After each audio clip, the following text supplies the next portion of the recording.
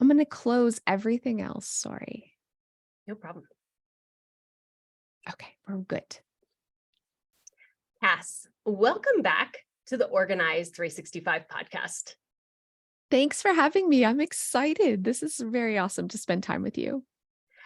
You've been on the podcast before. We're going to dive into some of the things we've talked about before. We've met in person since the last time you were on the podcast, which is so great. I love meeting virtual friends in person so we could become like in real life friends. Yeah, it was nice to see you. And I was a little bit fangirling a little bit. I was Too. like, it was very Yeah, we cool. had fun. It's so funny. Like we're just regular human people. Like we know we're regular human people, but then other people you meet online, you're like, oh my goodness, it's that person. Yeah, we're just people. So we sat and talked for hours and hours and hours. We did. It was so nice. It was nice to see you in person. It was so great. So I want to talk again about your Clutterbug types. I just love that you have just such a great representation of how we organize stuff inside of our homes. And the little bugs are just so memorable that I didn't even have to look them up online. Like I have them memorized and I haven't even talked about them in over a year. So how did you come up with these four Clutterbug types and what are they? So I'm a naturally messy person, just a hot mess sandwich over here. And I struggled with clutter and disorganization basically the first 30 years of my life until I discovered that I organize a little bit differently than the traditional way. So I need more laid back, really simple solutions, bigger categories. I can't do a lot of detailed filing or a detailed sorting. And so I thought, hey, I'm onto something. There's two different ways to organize, a really detailed way or a more laid back way. And this changed my home, Lisa. Like just embracing this less organized approach meant that the systems I was setting up, I could keep up. And I was no longer having mess everywhere. And I started helping friends and family.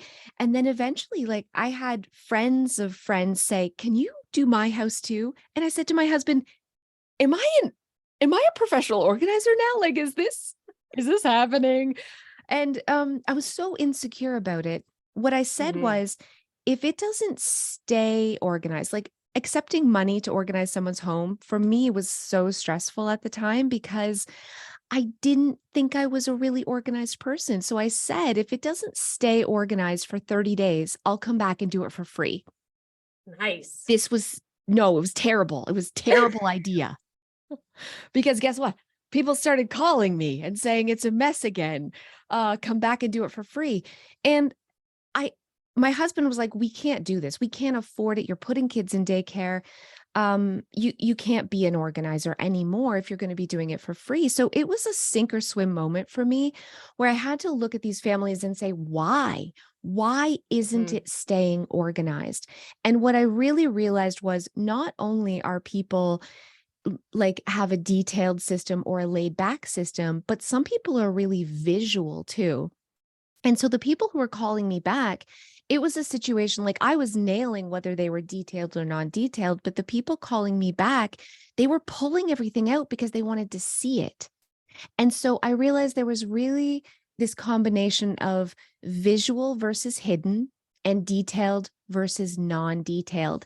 And I call it the Clutterbug philosophy. It's basically how you sort and how you store your things. And when you know your natural tendency, then you can set up a system that kind of catches your clutter in a way. I already know your organizing style just because talking to you, I know you're a super What? detailed person. No. What do you think mine? I think you might be wrong. What do you think mine is? I think you're a cricket. No, I am absolutely not a cricket. Crickets overwhelm me. Most professional organizers are cricket. I am not a cricket. Okay, I just assumed because you're so detailed, like you're handling your life so well.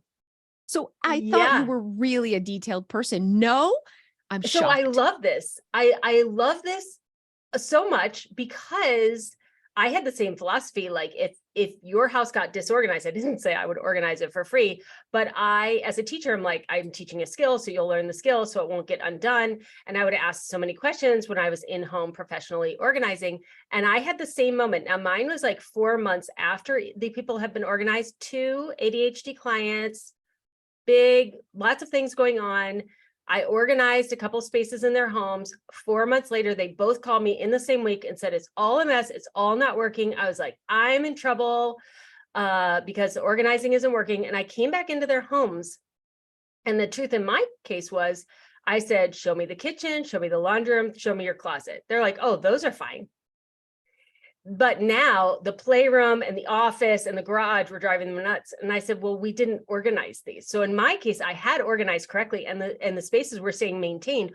We just hadn't gotten to the other spaces, and they were used to living in organization in the areas we did together, and they needed help providing the scaffolding in the other areas. So I think this is really important because I just did an interview with Eric Tivers on his ADHD podcast, and he had hired a professional organizer, and they didn't ask him enough questions, and he was just wrecked from the experience. Like, it was the worst experience he's ever had. And I think that this is true. Like, you could say this in like lawn maintenance or appliance repair. You could say this in any industry, that you get a good one or you get a bad one or bad to you. There is so much nuance in being a professional organizer. Like, first of all, you're going into people's houses in their closets where their underwear is. Let's just start there.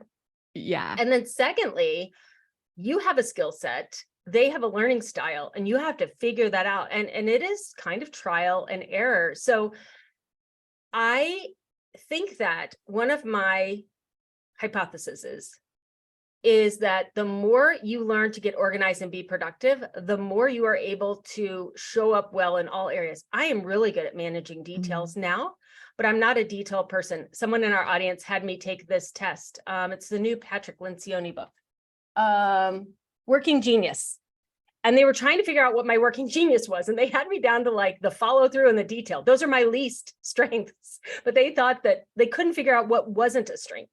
And I think that as you continually to work on yourself, everything becomes a strength. Like, you literally can make all of these strengths, but no, details is the least. I am the That least good at shocks details. me. I am that is my biggest weakness too. I am not a detailed person. I'm a big picture thinker. And so that really does translate sometimes to your stuff too, to your belongings, because when we're done using something, our brains moved on to the next cool thing, and we're not thinking about putting this away. Does that make sense? And so, Absolutely. yeah, we're just kind of dropping it as it lays. And if we don't have systems that kind of have that drop mentality, then this is how spaces get really, really messy again. And I think you picked up on this naturally because you're a gifted organizer, but there is a lot of professional organizers that will go in and they'll be organizing a pantry and they'll just decant everything and they'll make it look, super magazine worthy. But the next week, the homeowners come home with groceries and they're not going to put them away like that. Some people do want that though. So we need to know, like, we need to get to know our clients. And that's really where the philosophy came from.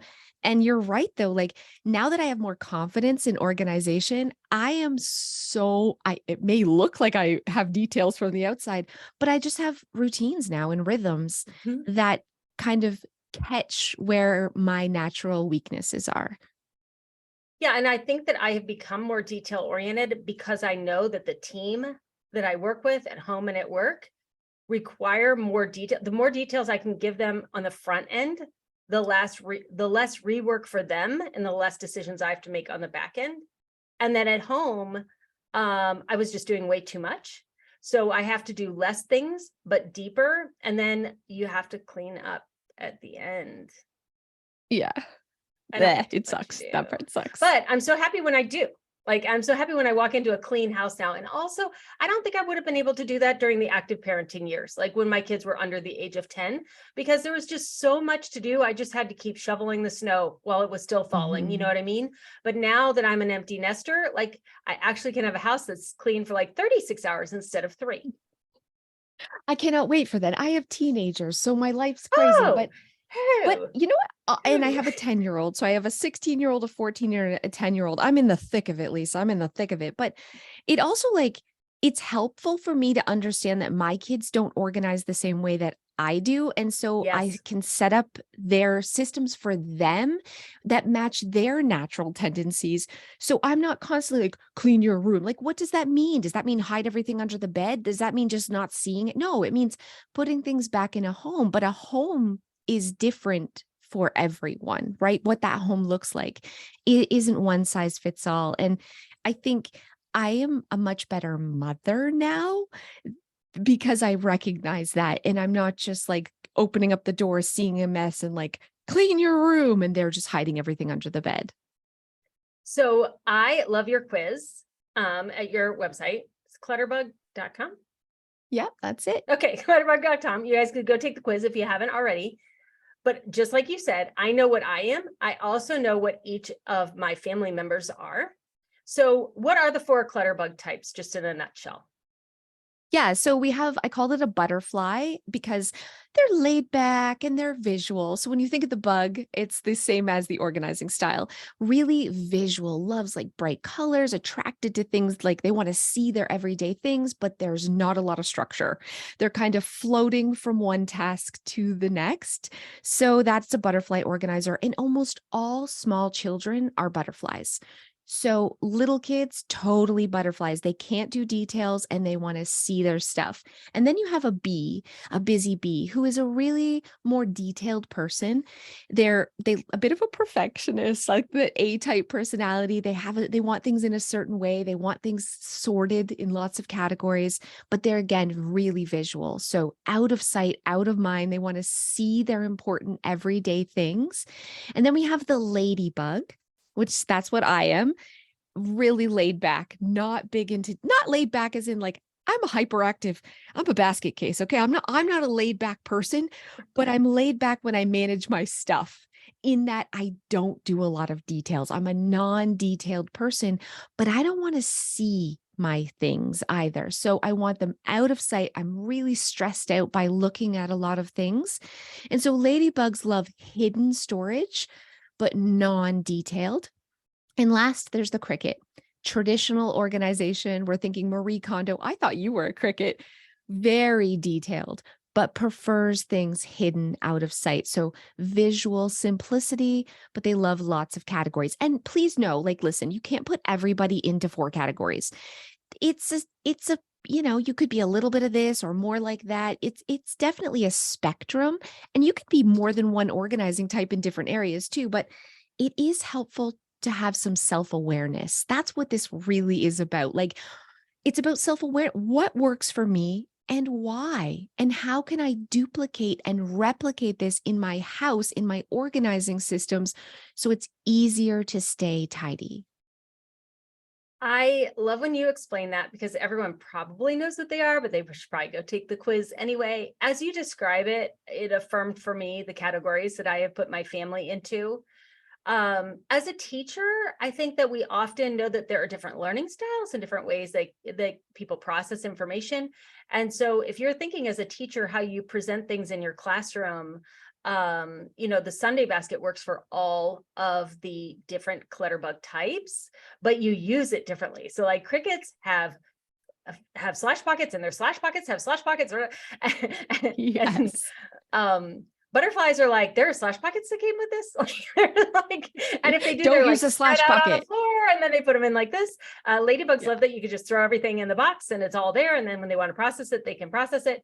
So do you know what I am now? Are you a ladybug? Busy bee. Are you a bee? I'm a busy bee. Okay. Yes, I I'm a mean, busy bee. okay. Yeah. So Do you see bees it? again, I see it. I didn't realize you were visual. Are you a visual Oh, person? So color so visual. coordinating. Okay. So Everything's bees love to look, like, colored. I Everything's mean, colored. I should have known. Yes, I'm sorry. No, not all. Someone asked me early on, they said, could you make these Sunday basket slash buckets clear? And I was like, what? And they said, well, I don't even see color. I'm like, how do you live if you don't see color? Like everything in my life is color coordinated. Like as soon as I had a second child, they each had a color. Like, I mean, Oh like my God. everything is color coordinated. Yes. I love that. So yeah, that's awesome. Bees need color coordination. They also do like a lot of categories, but you're right. You could be a little bit yeah, you could be on the spectrum of butterfly too. So Oh, love I colors, could. but don't do I a can be butterfly. ton of categories. A beautiful butterfly. But it's good that you have the self-awareness to know what works for you. Like that's what it really comes down. That's what it's all about. It really is. And you don't even have to call them these bug names. I don't care what you call them. Just know yourself. Just know and know your family, why things Yeah. work for some Yep. people and why they don't work for others, and how can we compromise and how can we adapt shared spaces to catch the clutter. And I love the Sunday basket because you're right, it is so adaptable. You can have as many categories or as few categories as you Mhm. want, but no matter what your organizing style is, we all have to show up and do the work, Yes. right? We have to have some sort of schedule. So when did you fall in love with organizing? Was it when you started your own organizing business? What made you fall in love with organizing? Yeah, I always thought of organizing in the past, like, until I was in my 30s as a four-letter word, right? Like, it was for weirdos and A-type people who were just like, "Ah!" And I was like, "I'm just gonna, embrace the mess. Real moms have sticky floors." And then I watched Clean Sweep, Peter Walsh, and I Oh, decided to yes. try again. I I was like, "I'm gonna do this," and I tried this less organized approach, and I remember doing my bathroom hall closet, and I just used dish pans from the dollar store, and it was like medicine, everything's chucked in, and extra products and everything's just kind of chucked in, and a week later, it was still tidy, and a week after that, it was still tidy, and I knew where everything was, and I wasn't hunting for the aspirin anymore, and I just was like, "This feels so good." And then I discovered if I can do one small project a day, it's immediate gratification, right?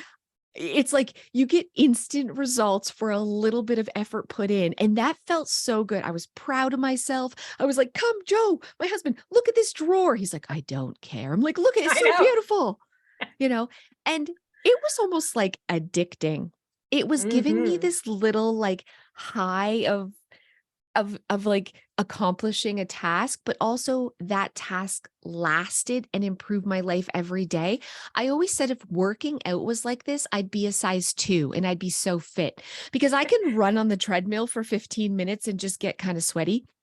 I can organize a drawer for 15 minutes and like da da da da, look what Yes. I've accomplished.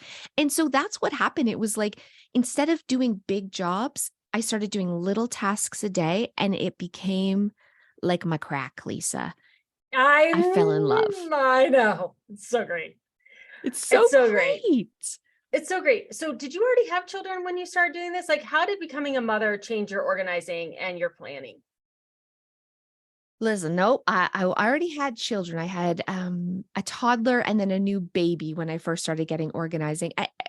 And having children amplified my disorganization. That's what happened. It just Mhm. magnified it. And I went from just me being a little chaotic and messy to now my house looks like Toys R Us vomited all over. And I could never find the umbrella or her shoe or the backpack. And I was so frantic and hectic and stressed out all the time that it was kind of like I had to do something or I wasn't going to make it. It felt like a desperate situation.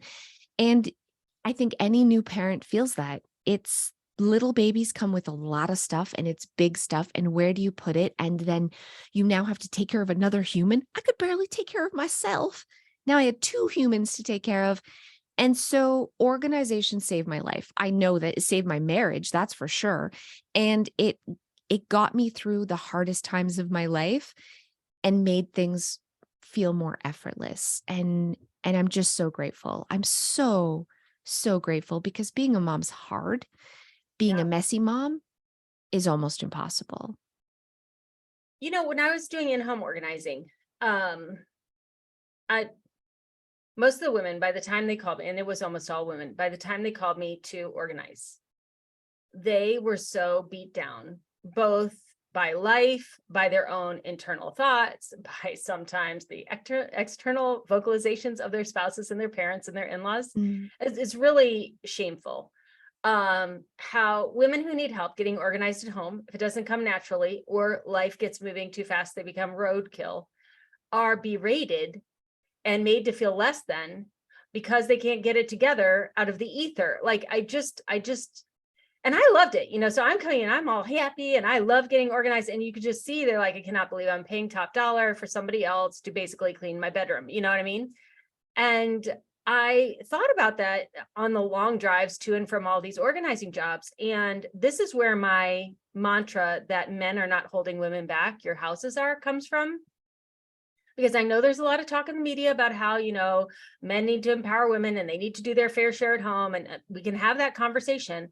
But I think this other conversation is actually happening inside of the hearts of many, many women, in that life gets moving too fast, whether they have a child, have another child, take care of a sick parent, are sick themselves, get into debt, whatever, that they're trying to do that and all of the other things that you see they're doing, and they just can't do it. And because they can't do it all, they get stuck in their house and their house gets messier and messier. And then their self-esteem gets lower and lower. And eventually you have these formerly high-powered people or people with college degrees or were awesome at volunteering or ran the 4K, 5K, whatever. I obviously don't run 5K for their city or whatever they used to do. And they just become more and more and more insular inside of their houses, where they see deeper and deeper into depression, frankly. And it's like they are caged people. And when I would go in Mhm. and I would organize, and I would go in for a couple of sessions if they could afford the organization, and that's the big if, because often when you're in these situations, you have no more discretionary money. And we would get them organized. You could almost see them start to come to life, and they would stand taller. And by the time I was done, they would say, I can go back to work. I remember the first person I did this with, and she said, I think I could go back to work now. I was like, what are you talking about? We had just done her class. And she said, well, it's been a year. I couldn't figure out how I could get dressed and the children could get dressed on the same day. I was like, what? I know. What? Your closet disorganization is keeping you from, and she used to work at a Fortune 500 company. And I was like, are you kidding me? And I think that there are, in my life, my son, my husband, my father have never closed a door for me. They have only opened doors for me and encouraged me in everything that I have done. So I don't think men are holding me back. But my expectation of how perfectly I keep my house and what it looks like when my mother-in-law comes over sucked so much time away that frankly slowed the growth of Organized 365 and all the other things I tried before Organized 365. So I think that it's important that we talk about when we learned to get organized, because often for women, it was when we couldn't do it any longer. Like we can Mhm. no longer accept that this is going to be the rest of our lives. And we're like, okay, if something's got to change, it's got to be me. And it's so hard to do because you're doing it at home, usually by yourself, behind the Mhm. 8 ball with less than negative resources. And sometimes people literally negatively talking to you about it. Yeah, That and you is probably the have little person. humans being Yes, tornadoes climbing all on around you, you at the like same putting peanut time. butter. Yes. Like, And it is, I was I mean, Cass and I are here to tell you, we made it out. You can make it out too. we made it. But it, And it is a I real, love that you say this because listen, caged is such a you said caged, and cage is such a perfect example of how I felt. And I'm going to be really honest with everyone listening right now. I almost left my husband multiple times during those years because I went from running the Lung Association, I was the executive director, to now being a stay-at-home mom, not being able to manage my house, and I was mad. And for yes. some reason, I was mad at myself, but I was mad at him. And I like, why aren't you helping me? He was gone at work all day. He'd come home and I would just be furious, like it was his fault too. And it was both of us, but man, I had to start with myself first. That was the hardest lesson. I'm like, I can only change me, and I need to stop pointing Yes. fingers, and I need to stop blaming and being resentful of the kids. I'm resentful of my home and resentful of my husband. What can I do to push the needle forward today? And when I stopped focusing on everyone else and myself, oh my gosh, Lisa, everything changed. And if you fast forward 20 years for Greg and I, now we're empty nesters and we're going on trips, and we have more time to talk, so it's nice. We did stay married. um and he will say to me often, I'm so jealous of you and the life that you have. because you had the flexibility and you had the time of the kids. And I had to go to work and I had to provide the healthcare and I had to, so I don't think that the grass is like, it's not like men have everything Mhm. and women have nothing. Like life is hard. Life is work. It's not perfect. I don't stop watching TV, I guess, because it is kind of what you make it. And there are seasons that are just flat out super hard. And there's really nothing you can do about it except survive them. And that is just reality. And so we're not here to say like, oh, if you like have a color coded rainbow planner, everything's going to be fine. But I think that we should talk more honestly, especially those of us that are like leading the organizational charge of the world, about what it's really like to be a human in different phases of life, in different seasons. Mhm. It's not easy. It's not easy. And there are still days like my life is a lot easier now. I am not a hard worker. You, Lisa, are a hard worker. I am kind of a lazy person, if I'm being Are honest. not. I am, but I have to be consistent. That's the key. I have Mhm. daily non-negotiables. I don't care if I'm sick. I don't care if I'm puking my brains out. I have daily non-negotiables that get done by someone in the house. It's usually That's me, good. but and I hold myself accountable to those. And you don't have to Mhm. crush it every day. You Right. just have to crush it sometimes. You just have to step up and say, I'm doing something today and I'm getting something checked off that to-do list. And a to-do list is honestly probably, if I think of all the things that I changed in my life that had the biggest impact, that's the thing. Do you know how many people are not writing a daily list? You don't. No, I don't have a I to-do list. die. I die. I need to do, and mine is three things, and it's never more than three Okay, well, things. that's fine. Mine are on the calendar, three things, yes, but no Yeah, long I'm list. I don't have a long I'm not list. doing no, long lists suck. But if I don't write down like these are the ways I'm Yes. pushing the needle forward Yeah. today or Yeah. this week, I'm just gonna manage mess. I'm just gonna flutter. I'm not gonna be focused and I'm not gonna push the Yes. needle forward. And when I go to clients' homes to help them organize, the crazy thing is like I'm working with Carla right now. She lets me talk about her, so I'm allowed to say this, but she moved into her house 6 months ago, still hadn't unpacked. I show up on her door. She's gangbusters. I'm there with her. She's unpacking, she's going crazy, she's doing all this stuff. I say, "Okay, I'll see you in 2 weeks. Here's your homework." I come back, nothing had been done in between. Like, you know what I'm saying?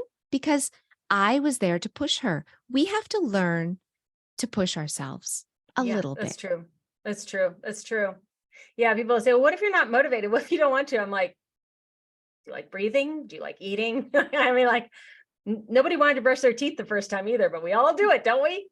No, we cannot wait for motivation to come. There No. are times where we're like, I feel motivated today, but 99% of the time, we have to make our own motivation, and it Agreed. comes from momentum. Get up and do something for 5 minutes. You're going to be amazed at how you actually want to keep going. It's the getting up that's hard. Yes. Okay. So now I think people have either stopped and gone and figured out what bug they are, or already know, or they have a general idea. So now we're going to talk to the adults first, and then we're going to have you think about your kids. So when you think about these four Clutterbug types, and you think about back to school, which first of all is not just the school supply checklist, it's like a million things. That's why we have the back to school blitz. We go through all of the things the second week in July so that you have identified them and you can get them done. Pick any bug you want. How do each of the different adult bugs handle the back to school time, and what tips can we give them for doing it better or easier in less time? Yeah. Okay. So right off the bat, if you are a visual person, so if you're a butterfly or a bee, and remember, most little kids are really visual, we need a spot to remind us about papers, tests coming up. We need a visual spot, whether it's color coordinated or it's something hung on the wall or it's a bulletin board. I call this like a command center. You can use your Sunday basket, but you have to have a designated spot for school related things and reminders and paper. Give it a home and make sure that home is visual in some way. Again, it can be color coordinated or it can be up on the wall. And if you're a cricket, even if you're not visual, we still need to give it a home. But know yourself and know that if it's out of sight, out of mind, we're not tucking it in a drawer. It's not going in a file cabinet. We need to remember, right? We So need to good. like, So good. I always designate a laundry basket in the laundry room starting the first week of July for everything that I buy school related. I can see it. It's out of sight, but I can see it. And I just keep adding things in there. You're spot on. That's exactly what I do. we need to give it a thing. And so personally, for me, I like magazine racks on the wall for school papers that have to be signed. Or guess what? Your kids come home with a million things of artwork. And it's like, do I keep this forever? Listen, have a place where it goes for now. And then we go through when it starts getting full or whatever your schedule is. And then we pull those things out and we decide if this is forever worthy to keep or not, because we cannot make the decision on the day it comes in our house. Because if your kid has drawn some like a masterpiece, it feels so much more important to both of us. And so give it time. So, okay, let's talk about butterflies in particular, which are most little kids are butterflies. They need the most help when it comes to organization, and butterfly adults too, with creating systems for the extras that come with back to school. So I want you to think about homework stations, and lunch making. That's key. So we've Yep. talked about paperwork, but how can we also create, if you're a bee or a butterfly, but especially butterflies, a homework station, and how can we create a lunch making station? And what I mean by this is station is just a fancy word for saying it has a place. It has a home. And my favorite thing to use for homework is a caddy system. So having like a cleaning caddy and filling Yep. it with markers and pens and their calculator and their rulers and all the things that they're going to need that they can move from space to Yes. space, because little butterflies, they're very visual. They probably want to do homework where you are, but when they're older, they might want to do it in their desk. So having just a drawer for these type of things doesn't usually work for visual people. So just get a cleaning caddy. Yeah. And when you're buying this back to school stuff and you're sending it into school with them, make sure you get doubles for home because they won't remember it to bring it home. So if you're So sending colored true. pencils into school, you're probably going to need colored pencils and homework. If you're sending glue sticks into school, you're probably going to need glue sticks for homework. Now, Cass, you talk about a lunch packing station inside of the Productive Home Solution. We set up a lunch packing station. We also set up a drink Oh, station. So the drink look at station, you. Cass, you need this right now because you said your kids are 10 to 16, right? Mhm. Okay. Welcome to the drinking all of your calories phase of the next decade of your life. There will be, well, you and Joe might like to have, the nice liquids in the evening, but you're going to have smoothies. The kids are going to want smoothies and they're going to want shakes. And then, you may drink coffee and hot chocolates and we drink everything in America. So instead of having like cups in one and mugs in the other and a blender in the other and then coffee stuff here and then I actually have two whole drink caddies right now, drink cabinets. One is for the alcoholic drinks and then everything related to appetizers that we do on Sundays. And the other one is for weekly drinks, which is coffees, smoothie stuff, all the cups, all the mugs, everything in there, the pods for the coffee, all in one cabinet. Open it up, make whatever you want, close it. It's all there. You're gonna go do that after this interview. That's so It's smart. So great. yeah, so when I talk about lunch making station, it's just that. It's like dedicating a spot for Yep. all the things kids use to make lunches, and you have drink stations too, which I think is really brilliant. And We do breakfast. that with Yeah, we do that with coffee and tea. So we've Yeah. like zoned this as Yep. coffee and tea, and everything Yep. you need, whether it's travel mugs, K-pods, tea, it's all together. And then we have the blender with the smoothie cups and everything all kind of organized too. It's important to do this so that you're saving time every minute of the day that you're using these things. If you have to walk across the kitchen and walk back again, you're wasting precious time. So you look at you created like a Yeah. whole system for them to just do this. It's so important for every organizing style. But but again, this is like that's creating those details a little bit. Remember, if you are a cricket or a bee, to not go too detailed if you have little kids in the house or if you have butterflies or ladybugs in the house, because I'm not going to Mm. take the time to put something away properly if it's hard. If I have to open a lid, if I have to get really detailed to put back the smoothie mix or whatever, I'm probably just going to set it beside. So if you notice that your kids aren't maintaining the system and they're leaving it a little bit messy, my suggestion would be just to go a little bit more broad in your categories, like a big basket where they can Yep. toss the snacks back in instead of having everything super, super, super detailed. Yes. And so like when you're talking about the coffee station, so I put collagen in my coffee now because I'm 51. So I put the collagen right in the cabinet where that is. And then when we make Smart. smoothies, we put protein powder in there. Protein powder is in the cabinet with the smoothies. So I totally agree with you. You don't want to get over organized. But when you think about all the things you add in a smoothie and all the things you add in your coffee, you might still be going over to the pantry to get the collagen and to get the protein powder out. Why does it have to stay in a pantry? Like the pantry police are not coming to your house to make sure all food things are in the pantry and all non-food things are in the cabinet. You can put food things in the cabinet, open one cabinet once. I make everything. I make sure everything's put back. I close one because how I used to do it, Cass, hilarious. I would come down and this is how I realized I had to make a difference. I was making like, I think lunch packing and I, open the cabinet because that's a waste of time to close it if I'm going to open it again. So I'd like open. I looked around the room and 80% of the cabinets were open, making breakfast and lunch. I was like, okay, this is not efficient.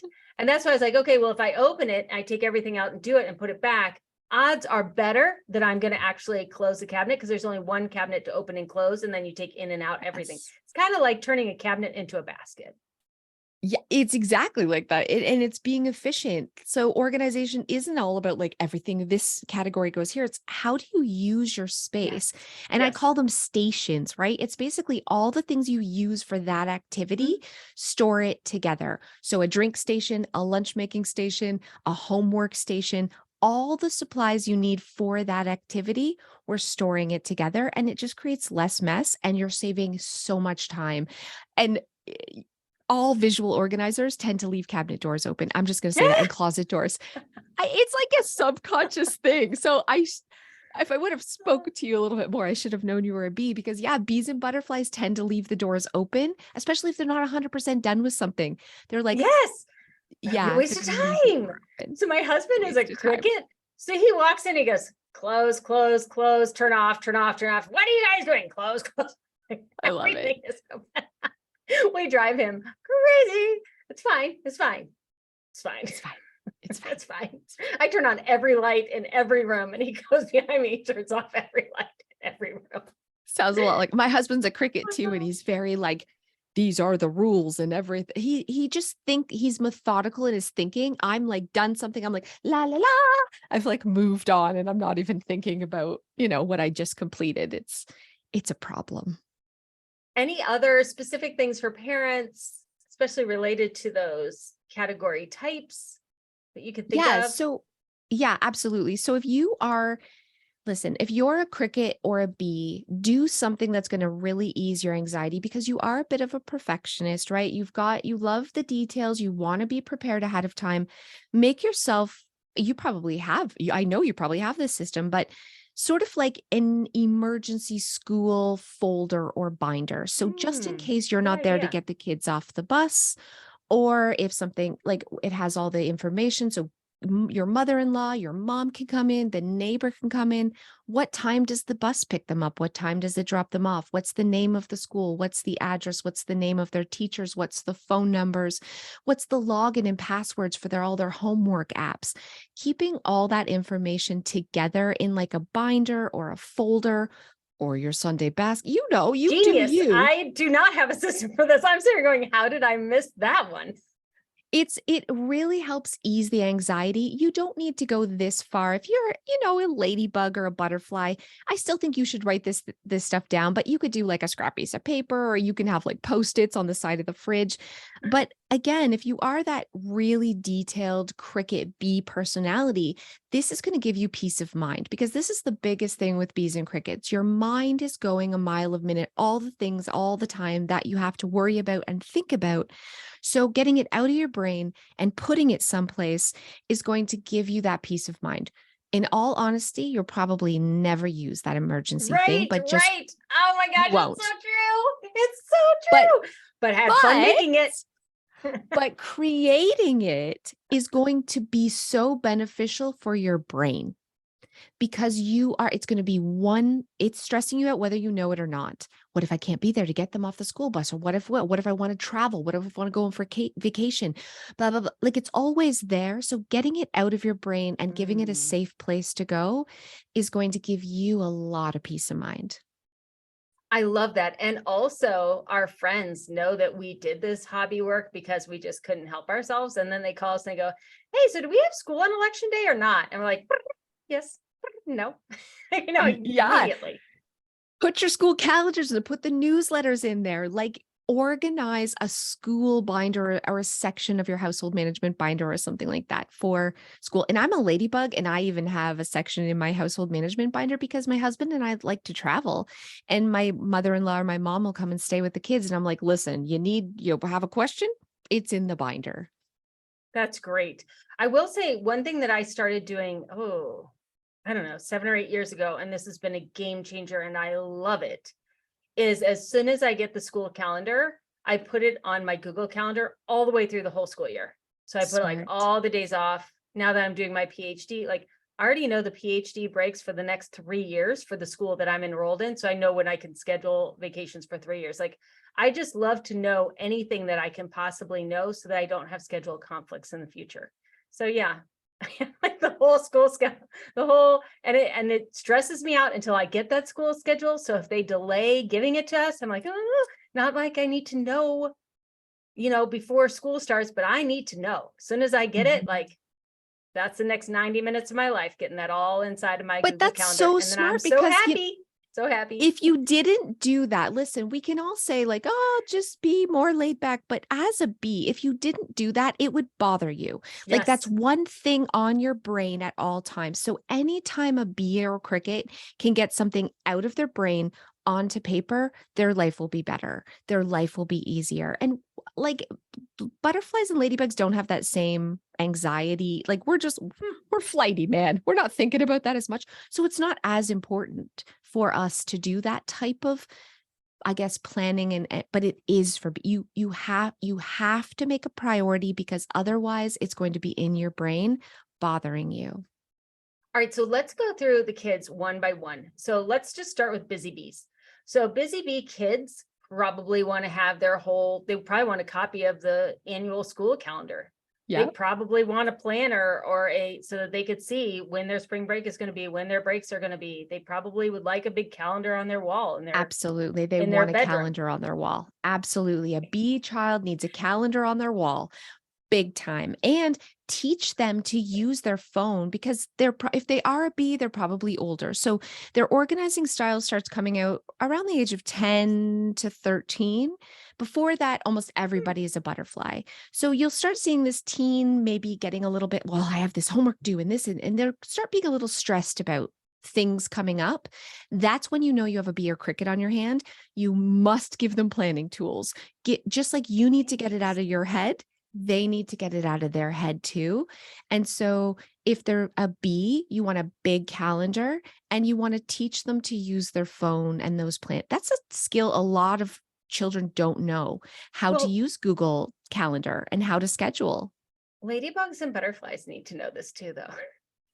We They may not love it, but they kind of need it. we do need this, but they need something different. They need to use their phone with reminders. They need that Oh, they need to turn on alerts and reminders. ding. Just looking Okay. at a calendar isn't they're just not gonna that's not enough. They need an Alexa or like a Google Home is an excellent tool for a butterfly or a ladybug to have in a child's room. And you can say every day at 4 o'clock, set a reminder to do homework, and that will alert them. Every day at 6 o'clock, set a reminder to make your lunch the next day. Every day at blah, blah, blah. Using a tool like that, it's very inexpensive, is more beneficial for a ladybug or a butterfly. A bee and a cricket, they just need a planning tool. They just need to have a calendar or a planner or something like that. But us Interesting. ladybugs and butterflies need that external. It's almost like they need to be reminded more often with something external than just themselves regulating their schedule. So I do set reminders the night before, the morning of, for all my meetings, so that I have a 5-minute reminder and I'm on time for my meetings. But as you're talking about this, and you're mentioning that this happens between 10 and 13, which is going to be those middle school years. When I taught middle school, I definitely could literally watch that happen from a 6th grader to an 8th grader. Now in hindsight, you literally are becoming the adult that you're going to be by the time you enter high school. And obviously you're still, not an adult yet, but your personality, your way of being, the systems that you need. This is making me think it's even more important that we actually teach better organization and planning at the high school level, but with the kind of organizing that the student needs. So I'm going to be mulling this over in So my as head. a teacher, think of those students who have like their Yes. binders and they have folders and their papers Yes. are in them. Those are bees and crickets. The children with the crumpled homework in the bottom of the backpack, Yes. they're Not good. butterflies and ladybugs, right? Like that's it. They're butterflies and ladybugs. So binders generally don't work for butterflies and ladybugs because they're not going to take the time to open the binder, click those things, put the sheets in. And so I always recommend like file folders where the kids can slide in. It's like blue's for homework that's done, red is for homework I need to do. So they're in class. Instead of using a binder, how can you slide it in a folder? That works much, much better for that organizing style. So it's not a crumpled ball in the bottom of their backpack. Yes. So when I do binders with kids, because I'm a bee, so we do binders. The Yeah. slash buckets, though, organized Slash 365 makes pockets. has front and back. So that's so it's so interesting. I can pull every single bug into the Sunday basket or the binder that I make, because the binder that I make is you just get to shove it in the pockets. And That's then it. every quarter I would go through and I would, for my kids, I would so it actually, you can do a binder, but you have to have a way that you don't You have to 3-hole have punch. exactly. You have to have a Exactly. pocket, a slash pocket. You need slash Okay. pockets because they can't 3-hole punch. Yeah, my daughter Right. she is such a cricket. She will 3-hole. She will. My other daughter's a butterfly. Good luck finding hers if you didn't have a quick slash. And even then, she doesn't always use them. She needs a little extra organization. Fascinating. Fascinating. Okay, so having been a preschool and kindergarten teacher, what I love about a kindergarten classroom, you can all picture one in your mind, is that you have all of the shelves and all of the toys have a place to go, and you have the labels. And yes, in my house we had the labels of where you put things back. It Yes, never us looked like that too. at my house, except for when my children were sleeping. Because you're right, ladybugs, they just take the toy box and they completely dump it out. They literally pull everything off of the shelves like this. So it's like Yeah. 5 seconds on the floor, half an hour for me putting it all back up there. I will say though, as an early childhood educator, the fact that you as the parent are playing with your kids while you're actually putting it all back together so it looks like a kindergarten classroom again. Joey's listening in the background if you heard that laugh.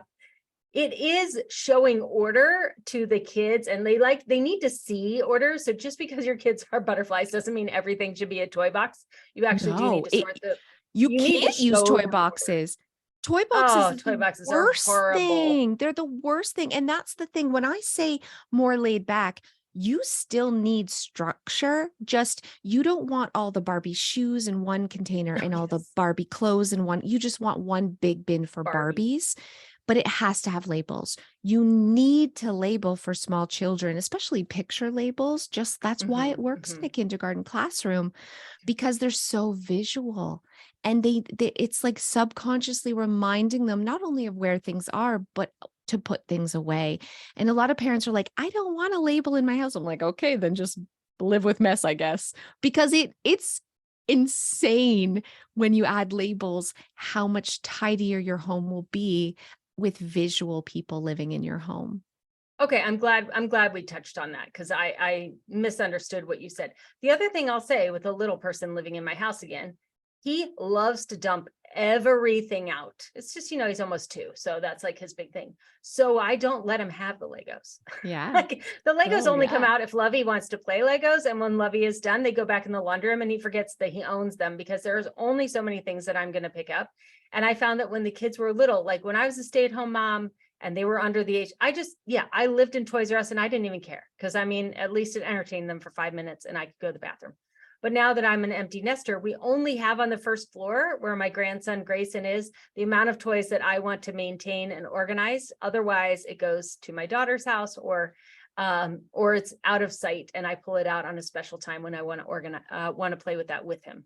So I don't think less is more. That's what the thing. I don't think any parent's house should look like Toys R Us threw up. Like, I think that is stressful for you and it's stressful for your children. That's the thing. So I used a system like behind me. I use Calyx shelving for toys. I ran a daycare in my home. I had 9 children and it was always tidy because here's what we did. We had bin systems like behind me, and every bin was a different small category of toys with picture labels. And at first we did one bin at a time. You couldn't get another bin of toys until that bin was picked up. And then when that was a habit, we could have 2 bins and then 3 bins at a time. But it's okay to pack up half your kids' toys and do toy rotation. It's also okay to declutter half of your kids' toys because less toys is more creativity, more happiness, and way less overwhelm with kids. And I have a kid who's a butterfly, and so all kids are butterflies. I now understand what you're saying with that because they're not butterflies now. But when my kids were both butterflies, they got to choose. They had to have their bedroom picked up on Saturdays. My rule for pickup means I can vacuum. That's all it means. It just means that I can vacuum. So I had a ladybug / butterfly. She'd shove everything under the bed and there's just stuff everywhere. And the other one was a crickety butterfly, and everything was like very individually organized and very perfectionistic. They both had way too much stuff. The one decluttered a ton of stuff so that they didn't have to organize and clean and they could get their bedroom done lickety split. The other one likes stuff. So they decluttered a ton so that they could get their bedroom organized lickety split. And then they accumulated a whole bunch of stuff in 6 to 8 weeks, and then they would declutter. And it's just like a never ending accumulation, decluttering cycle. And they love it still to this day. Like they love to get all this stuff and then they love to get rid of it. And their love language is gifts. So I think that, when you start going with your learning style and then your bug and then your love language, the love language of gifts stuff means a lot more to people whose love language is gifts than people like me whose love language is words of affirmation. Like, you take my stuff away if you keep talking nice to me, like I'll do well with that. So I think it is, the more you understand yourself and the more you understand your family, the better choices that you can make for the cohabitating. And especially, I just love this idea that you've talked about how it changes over time. Like, we're growing and developing and changing and allowing for that and allowing for us to evolve as people. And even we as adults are evolving and growing and becoming more organized and productive all the time. Yeah, absolutely. And I love that you talk about decluttering. Can I just say, like, as a parent, that's one of the greatest life skills you can teach your child is that on a regular basis, just like we have to do the dishes, just like we have to vacuum, we have to get rid of things. This is like, why weren't we taught this? So now as adults, we're like, we have everything and it's so hard to get rid of anything. Yes. Regular decluttering with children is one of the greatest life skills that you can ever teach them, that, we're making room for new. You're done with, you've outgrown that. Let's just let it, it's no big deal. It's nothing. It's a big nothing burger. We declutter. That will make sure they don't struggle with clutter as adults. Yes. Yes. Oh my goodness. Cass, what are you looking forward to in the back to school blitz this year? I'm just excited for my kids to get out of my house. That's what I'm looking forward to. Can they leave yet? No, but really that's it. My kids are happier with structure, and we're not a very super structured home. I work from home. I have an employee in my home. And so having the kids here home all day, I'm not really able to kind of entertain them or give them structure. So they feel purposeless. If like, do you know what I'm saying? They don't really, they don't have to get up at a certain time or go to bed at a certain time, and they're not happy. They're not as happy. School gives them structure and it gives them purpose, and that gives them more happiness. So I'm looking forward to that. Oh, well, thank you so much for coming on the podcast again. How can people find you? Where can they learn out more about what you're doing?